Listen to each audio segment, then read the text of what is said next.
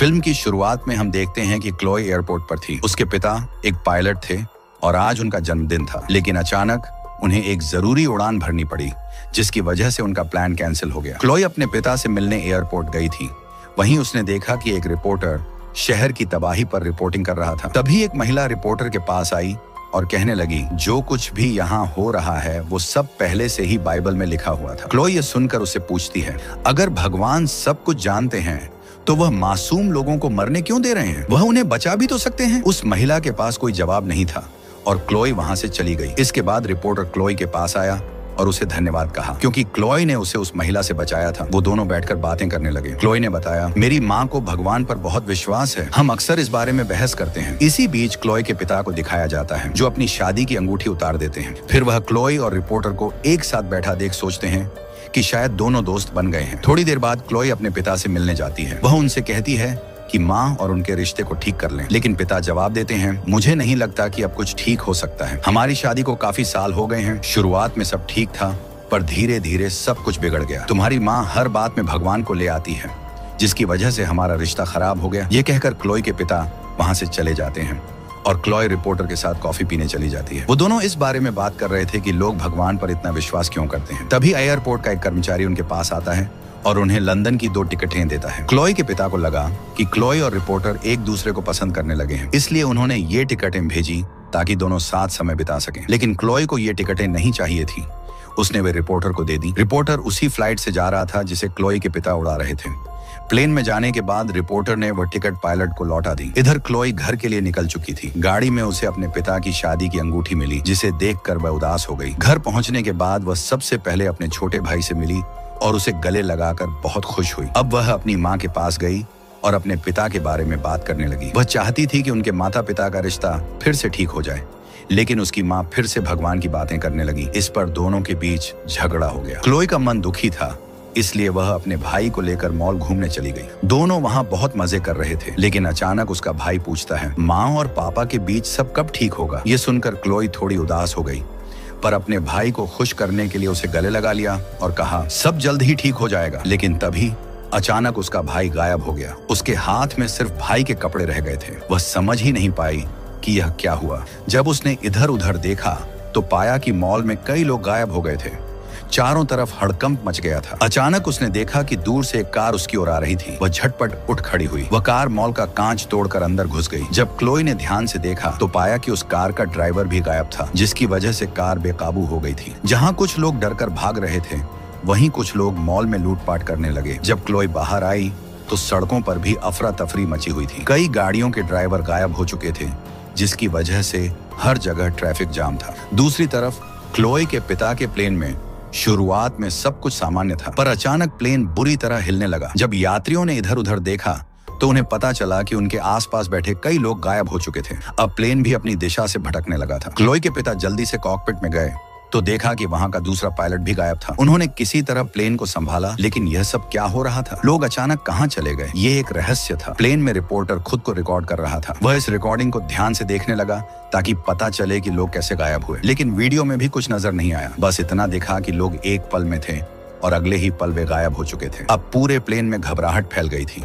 लोग अपने साथियों की अचानक हुई गुमशुदगी से डर गए थे, लेकिन उन्हें यह नहीं पता था कि दुनिया के कई और लोग भी इसी तरह गायब हो चुके थे। यहाँ यात्री गुस्से में आकर कॉकपिट के दरवाजे पर जोर जोर से दस्तक देने लगते हैं। तभी रिपोर्टर सभी को समझाता है कि हमें आक्रामक नहीं होना चाहिए, बल्कि इस समस्या का कोई हल निकालना चाहिए। लेकिन लोगों का गुस्सा थमने का नाम नहीं ले रहा था। पायलट सभी यात्रियों को शांत करने के लिए प्लेन में ऑक्सीजन का स्तर कम कर देता है और सभी के लिए ऑक्सीजन मास्क हटा देता है। जब सभी को सांस लेने में तकलीफ होने लगती है तो वे चुपचाप अपनी सीटों पर बैठ जाते हैं। इसी बीच पायलट एयरलाइन से संपर्क करने की कोशिश करता है, लेकिन उसे कोई जवाब नहीं मिलता। वह अब अपने यात्रियों से कहता है, मुझे भी नहीं पता कि यहाँ क्या हो रहा है और मुझे भी इस बात का कोई जवाब नहीं मिल रहा, लेकिन इस कठिन समय में घबराने की बजाय हमें समाधान ढूंढना चाहिए।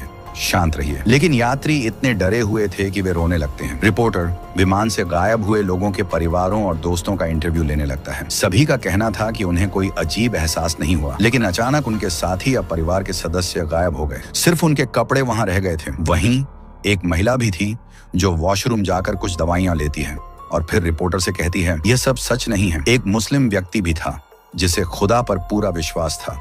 उसे लगा कि यह सब कोई मजाक कर रहा है, लेकिन तभी एक लड़का उठकर उससे झगड़ने लगता है। हम तुमसे मजाक क्यों करेंगे, यह सब भगवान का काम है, और क्योंकि हमारे भगवान अलग अलग हैं, इसलिए भगवान हमारी सुन नहीं रहा। दूसरी ओर क्लोई का पिता, जो पायलट था, न्यूयॉर्क में इमरजेंसी लैंडिंग के लिए जगह ढूंढ रहा था, क्योंकि विमान का ईंधन बहुत कम बचा था। अब कहानी क्लोई पर शिफ्ट होती है, जो किसी तरह मॉल से निकलकर अपनी कार तक पहुंचती है। लेकिन जैसे ही वह कार में बैठने वाली थी, उसने देखा कि सामने से एक प्लेन आ रहा है, जिसमें कोई पायलट नहीं था। वह तेजी से साइड हो जाती है, लेकिन प्लेन उसकी कार से टकराकर उसे पूरी तरह बर्बाद कर देता है। क्लोई हताश होकर आगे बढ़ती है। तभी दो बाइकर्स उसका हैंडबैग छीन लेते हैं। वह उनके पीछे भागना चाहती थी, लेकिन तभी उसकी नजर एक पुल से गिरे हुए बस पर पड़ती है। डरते हुए वह नीचे जाकर बस के लोगों की मदद करना चाहती है, लेकिन जब वह बस में झांकती है तो वहां कोई नहीं था। सभी लोग गायब हो चुके थे। वह सड़क पर आगे बढ़ती है, जहां चारों ओर वही अफरा तफरी थी। वह अपनी माँ को कॉल करने की कोशिश करती है, लेकिन कोई जवाब नहीं आता। सड़क पर कई कारें आपस में टकरा चुकी थी। भागते भागते वह एक दुकान में घुसती है, जहां लोग एक ज्वेलरी शॉप को लूट रहे थे। तभी कोई उस पर बंदूक तान देता है। क्लोई डरकर भाग जाती है। थोड़ा आगे जाकर उसे सड़क पर एक बोर्ड दिखता है, जिस पर लिखा था एंड इज हियर, यानी अंत यहाँ है। टीवी पर भी न्यूज चल रही थी। हर जगह तबाही की खबरें आ रही थी। न्यूयॉर्क ही नहीं, बल्कि पूरी दुनिया से लोग अचानक गायब हो गए थे। अब क्लोई को उम्मीद थी कि शायद उसकी माँ अस्पताल में होगी। जब वह अस्पताल पहुंची तो वहां इतनी भीड़ थी कि अंदर जाना नामुमकिन था। वह दूसरी ओर से खिड़की तोड़कर अस्पताल में घुस गई। अंदर भी भारी भीड़ थी। जब वह जलते हुए बच्चों के वार्ड में पहुंची तो वहां की नर्स ने उसे बताया, सभी छोटे बच्चे गायब हो गए हैं, सिर्फ इस अस्पताल से नहीं बल्कि पूरी दुनिया से। फिर कहानी क्लोई के पिता पर लौटती है, जो इमरजेंसी लैंडिंग करने की कोशिश कर रहे थे। लेकिन तभी उनके रडार पर एक और प्लेन आता है। वह तुरंत उस प्लेन से संपर्क करने की कोशिश करते हैं, लेकिन वहां कोई जवाब नहीं आता। स्क्रीन पर दिखता है कि उस प्लेन के दोनों पायलट गायब हो चुके हैं, जबकि उसमें कई यात्री मौजूद थे। क्लोई का पिता कुछ नहीं कर सकता था। वह अपने प्लेन को उस प्लेन से बचाने की कोशिश करता है, लेकिन पूरी तरह सफल नहीं हो पाता। उसका प्लेन दूसरे प्लेन से टकरा जाता है, जिससे उसके विमान का एक पंख क्षतिग्रस्त हो जाता है। रिपोर्टर खिड़की से देखता है कि वह दूसरा प्लेन पूरी तरह क्रैश हो चुका था और नीचे गिर रहा था। इस विमान में एक छोटा व्यक्ति था, जिसे लगा कि यह सब किसी मुस्लिम यात्री का किया धरा है। उसने गुस्से में उसका बैग खोलकर देखना शुरू कर दिया, लेकिन अंदर से उसे सिर्फ एक इलेक्ट्रिक टूथब्रश मिला। यह देखकर वह व्यक्ति और ज्यादा भड़क जाता है। फिर एक आदमी ने उसे शांत किया और कहा कि मनुष्यों के पास ऐसी कोई तकनीक नहीं है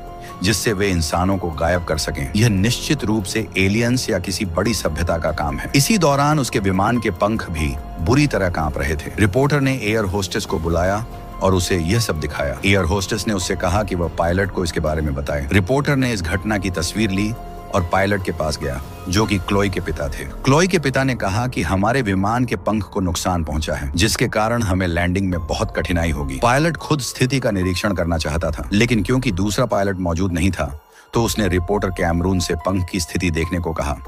जब कैमरून ने देखा तो पाया कि पंख से ईंधन बह रहा था। इससे पहले कि वह पायलट को इस बारे में बता पाता, एक महिला बहुत घबरा गई। वह रोने लगी और बोली कि उसे वहां जाना है जहां उसका बेटा गया है। कैमरून उसे संभालने लगा और इस बीच विमान के एक पंख में आग लग गई।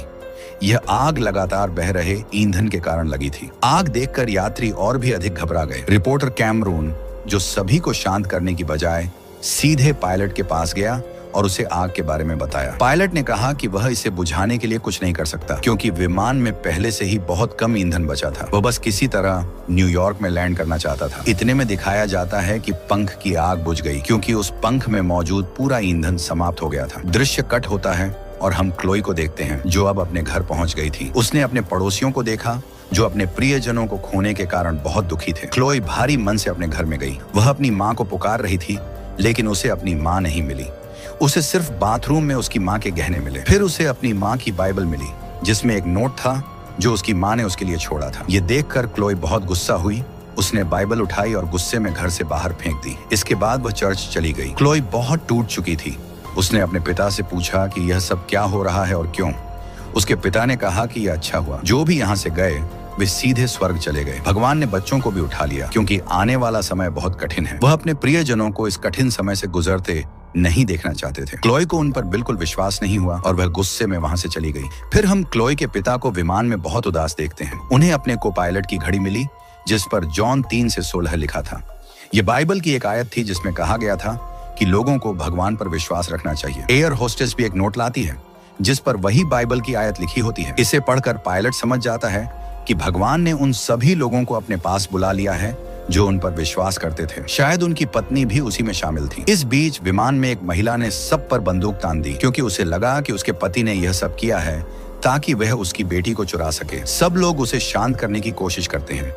वही महिला जो पहले विमान में नशीले पदार्थों के साथ बैठी थी, कहती है कि मैंने बाइबल में पढ़ा था कि एक दिन भगवान उन लोगों को इस दुनिया से उठा लेंगे जो उनसे प्यार करते हैं। मुझे पता है कि ये सभी लोग स्वर्ग चले गए हैं। ये सुनकर बंदूक वाली लड़की टूट जाती है और कहती है कि मैं अपनी बेटी के बिना नहीं जी सकती। लेकिन कैमरून किसी तरह उसे शांत कर देता है। अब कैमरून कॉकपिट में आता है, जहां पायलट हवाई अड्डे से संपर्क करने की कोशिश कर रहा था। सौभाग्य से उसे वहां से जवाब मिलता है और बताया जाता है कि दुनिया भर से लोग गायब हो गए हैं। पायलट पहले से ही यह जानता था।